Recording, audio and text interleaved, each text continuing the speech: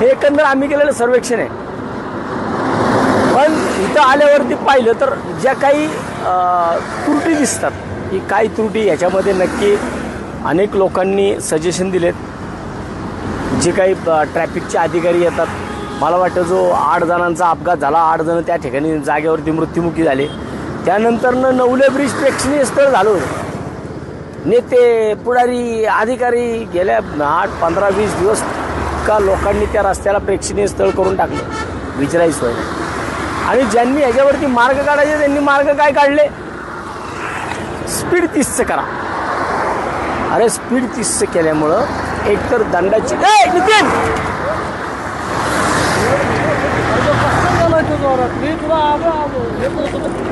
त्याला अडवायला लागणार आहे. तो कसला